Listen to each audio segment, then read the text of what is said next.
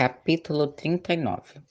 Eu não tinha ideia do que estava acontecendo com os outros, mas eu sabia que o que acontecia ao redor dessa floresta parecia que o cheiro do sangue da Taylor estava atraindo cada vez mais e mais demônios e anjos, mesmo do que eu esperava ou até mesmo desejava.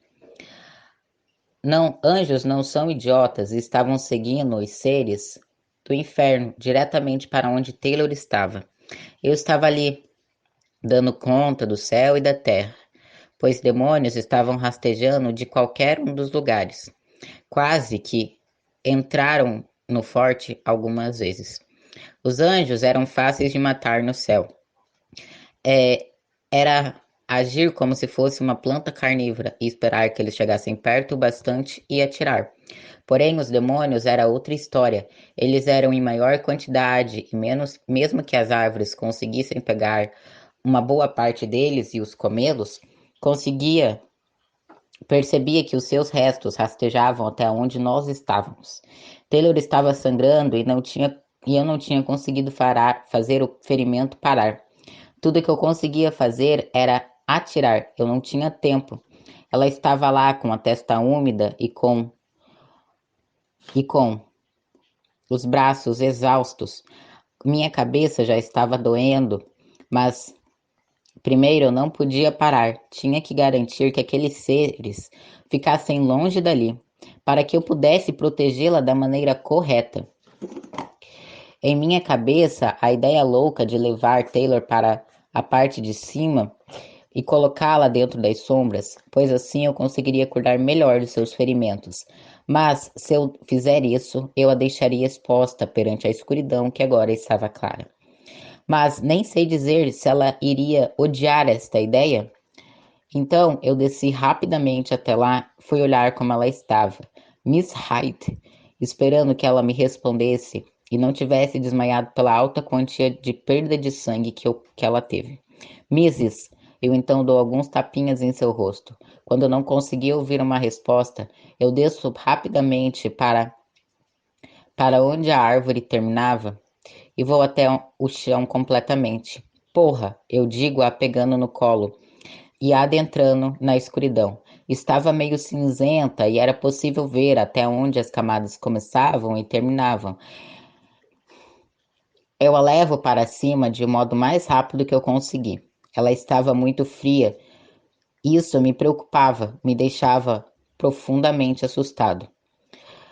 A deixei camuflada dentro da escuridão perto de mim, enquanto mirava na maior quantidade de seres que eu conseguia, fazendo com que as suas cabeças fossem estouradas e os seus membros perdessem as vidas e caíssem ao chão rastejando. Tinha recarregado pelo menos 2 vezes a sniper e o chão estava repleto de cartuchos de bala. Antes de ver Taylor, eu estava decidido a carregar a metralhadora para que os cartuchos de balas híbridas estivessem pronto para atirar. Assim que eu a coloco apoiada, eu a aponto para o chão, pois eu sabia que ali seria o meu local de mais uso. Eu entro na escuridão para analisar como Taylor estava. Aparentemente ela tinha jogado um tipo de granulado em cima da sua ferida. Era feito para parar aquele sangue, mas ainda assim ela estava muito mal. Talvez tivesse sido isso que a fez ficar ainda mais fraca. Eu abro a sua boca e vejo como ela estava fria. Parecia como se os tons de seus dentes e gengiva estavam completamente escuros. Ela fora envenenada. Eu tinha jogado o que parecia ser um granulado de sal e ervas em cima da sua ferida. Eu esperei que ela tivesse alguma reação com aquilo, mas ela nem sequer se mexeu. A ferida tinha enfim parado de sangrar, mas ainda assim ela estava mal e piorando. Talvez se eu tivesse feito aquilo, talvez se ela não tivesse saído de dentro da escuridão, se tivéssemos continuado correndo dentro dela, aquela gota não a teria machucado, aquela gota de puro ouro. Eu abro a sua boca e vejo como ela estava fria, como seus dentes e gengivas estavam extremamente escuro. Ela parecia estar envenenada. Aquela gota deveria a deixar desacordada, ou talvez tivesse sido da mesma matéria que foi usada para desacordá-la, pois o ferimento não tinha se fechado. Talvez alguma coisa era diferente do sangue de um anjo puro para um anjo híbrido. Somente tinha estancado, mas, mesmo com o torniquete, creio que não tinha se parado completamente. Eu abri os olhos para analisar as pupilas dela e ela estava fraca. Ela não estava dilatando corretamente. Seu olhar parecia com frio e haviam veias vermelhas em seus olhos. Aquela parte clara agora estava avermelhada, como se tivesse levado vários murros nos olhos. Ela estava ali, estagnada, parecendo um peixe que estava prestes a morrer. Taylor iria piorar e principalmente não iria apoiar o que eu estava prestes a fazer. Seria o bastante para salvá-la. Eu então pego 2 pistolas de bala de prata e bala de ferro e desço forte, indo até onde tinha o primeiro corpo do demônio. Eu saio de dentro do círculo feito de espinhos pelo Bonjor e começo a cortar as asas da besta que matei. Corto parte da cartilagem, como se tirasse a pele de uma galinha morta. Vejo que um anjo estava se aproximando. Eu miro a pistola cheio de balas de ferro e começo a atirar. O anjo, bem no centro da sua máscara, a bela e com uma bela ricocheteada, algumas vezes eu conseguia perfurar aquela máscara ridícula sem aparência, sem face, sem cor. 3 balas no centro de sua testa. O anjo cai morto em um dos espinhos como se fosse um zumbi. E começa então logo a ser retirado lá de cima pela floresta. E eu volto para dentro, agora segurando comigo pedaços de pele de demônio. Subo rapidamente a copa da árvore, onde o vento balançava. Eu invoco a escuridão e as coisas ficam ainda mais em desespero. Os anjos que passavam pelo local não iriam sentir com facilidade que Taylor estava ali. Eu corto a minha mão e começo a pingar o meu próprio sangue em cima do ferimento de Taylor, que começou a se mesclar com o meu. Pego o pedaço da asa do demônio que tinha cortado e eu levo até a boca. Começo a mastigar como se estivesse comendo uma massa nojenta. Então eu cuspi uma pequena quantidade na mão e levo até a boca da Taylor. Eu desço rapidamente para dentro da árvore e começo a procurar onde estaria a água. Eu encontro 3 galões perto da uma latrina, lugar horrível para se armazenar, mas isso não seria uma coisa que iria discutir no momento. Pego o recipiente cheio de água e vou e faço uma concha. Então, levo para cima para Taylor beber.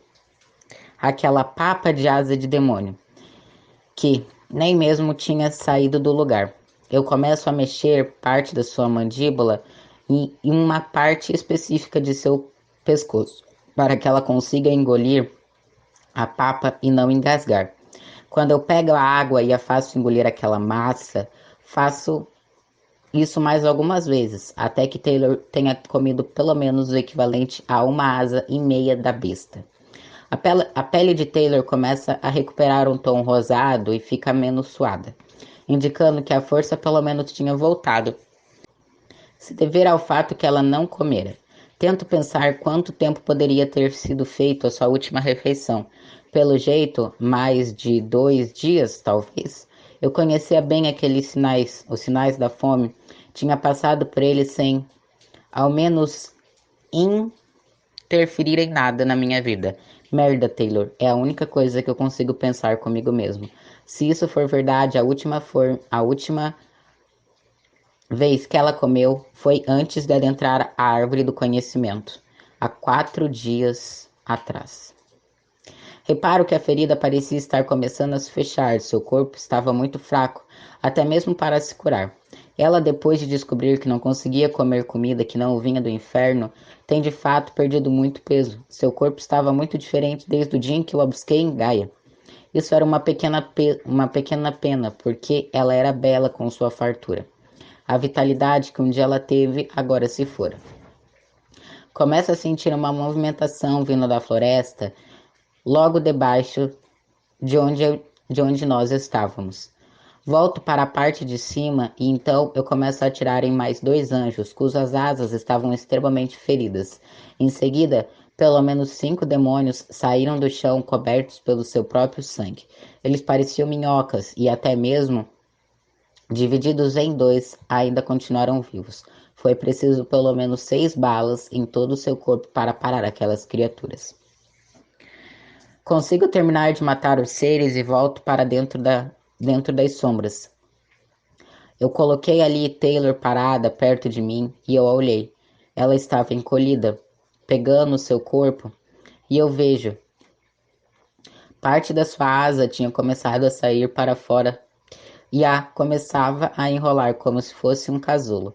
Eu então pego outro pedaço da asa do demônio e começo a mastigar e faço o mesmo processo para que Taylor consiga comer, como se ela fosse um passarinho. Ela começa a resmungar sobre algo que fazia praticamente toda vez que eu estava acabando de alimentá-la. Pare, ela disse fraca. Pare, ela repete. Acha que eu sou louco de fazer isto? Eu digo bravo para ela. Acha que eu estou aqui porque eu gosto de brincar de arminha? Você não pode morrer. Taylor então abre os olhos e até mesmo as cores que estavam ali eram fracas, antes eram lindas. Eu não quero ficar aqui, disse ela. Você está delirando. Vamos voltar, você precisa comer isso. Coma! Penso bem antes de começar a debater isso com ela, mas na verdade, reparo que Taylor não estava falando aquilo por conta do momento atual. Ela falara por conta dos seres de Linsley. Agora eles eram seu povo, e isso não mudara do dia para a noite. Pois, pois, por acaso percebo que na verdade Taylor estava tendo uma verdadeira alucinação. Por favor, me deixe ir embora. Ela começa a chorar e caiu em meus braços. Começo então a ouvi-la novamente. A movimentação do lado de fora das sombras cinzentas. Então eu deixo ali Taylor sozinha naquela penumbra. Saio para enfrentar outro anjo que se aproximava, porém diferente dos outros, esse parecia não fazer nada. Ele tinha 2 pares de asas em suas costas. Os seus movimentos eram rápidos e precisos, mas em poucos minutos eu consegui fazer cair morto na floresta. Quando eu volto para dentro das sombras, vejo que Taylor estava tremendo e suando novamente. Chego perto dela e a abraço com carinho, ignorando todo o meu asco por aquela ocasião.